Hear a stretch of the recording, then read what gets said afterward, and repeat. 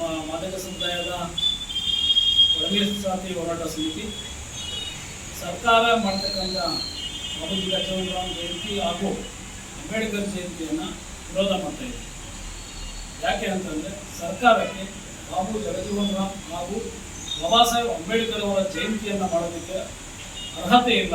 ಕಾರಣ ಇಷ್ಟೇ, ಮೀಸಲಾತಿಯನ್ನು ಜಾರಿ ಮಾಡಿದರೆ ಏನು ಕಾವನೂರು ವರದಿ, ಕಾಂತರಾಜು ವರದಿ ಮತ್ತು ಮಾಧುಸ್ವಾಮಿ ವರದಿ, ಎ.ಜೆ. ಸದಾಶಿವ ವರದಿ ಮತ್ತು ನಾಗಮೋಹನ್ ದಾಸ್ ವರದಿಯಲ್ಲಿ ಏನು ಇಡೀ ರಾಜ್ಯದಲ್ಲಿ ಮಾದಿಗರ ಜನಸಂಖ್ಯೆ ಹೆಚ್ಚಾಗಿದೆ ಅಂತೇಳಿ ಮೇಲ್ನೋಟಕ್ಕೆ, ಅಂದರೆ ಅದು ಎಲ್ಲರಿಗೂ ಗೊತ್ತಂತ ವಿಚಾರ.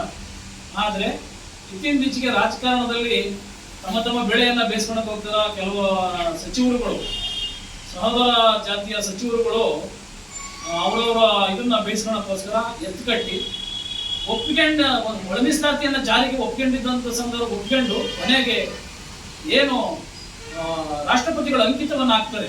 ಆ ಸಂದರ್ಭದಲ್ಲಿ ವಿರೋಧವನ್ನು ವ್ಯಕ್ತಪಡಿಸಿ ಇವತ್ತು ಒಳಮೀಸಲಾತಿ ಸಿದ್ಧಂತೆ ಏನು ಸುಮಾರು 56,419 ಹುದ್ದೆಗಳನ್ನು ತಡೆ ಹಿಡಿಯಲು ಮಾಡಿದ್ದಾರೆ. ಇದಕ್ಕೆ ಕಾರಣ ಸರ್ಕಾರ. ಅದರಿಂದ ನಾವು ಬಾಬಾ ಸಾಹೇಬ್ ಅಂಬೇಡ್ಕರ್ ಜಯಂತಿ ಮತ್ತೆ ಬಾಬು ಜಗಜೀವನರಾಮ್ ಜಯಂತಿ ಸರ್ಕಾರ ಮಾಡೋದನ್ನ ಮಾತ್ರ ಖಂಡಿಸ್ತಾ ಇದ್ದೀವಿ.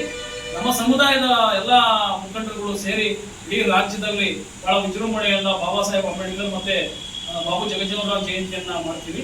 ಇದೇ ರೀತಿ ಈ ನಮ್ಮ ತಾಲೂಕಿನಲ್ಲಿ ನಮ್ಮ ಎಲ್ಲ ಒಳಮೀಸಲಾತಿ ಹೋರಾಟ ಸಮಿತಿ ಹಾಗೂ ಮಾದಾರ ಮಹಾಸಭಾ ವತಿಯಿಂದ ದಿನಾಂಕ 14/4/2026 ಏನು ನಗರದ ಹೃದಯ ಭಾಗದಲ್ಲಿರ್ತಕ್ಕಂಥ ರಾಘವೇಂದ್ರ ಭವನ್ ಹೋಟೆಲ್ ಮುಂಭಾಗ ನಾವು ಬಾಬಾ ಸಾಹೇಬ್ ಅಂಬೇಡ್ಕರ್ ಮತ್ತು ಬಾಬು ಜಗಜೀವನರಾಮ್ ಜಯಂತಿಯನ್ನು ಹಮ್ಮಿಕೊಂಡಿದ್ದೀವಿ.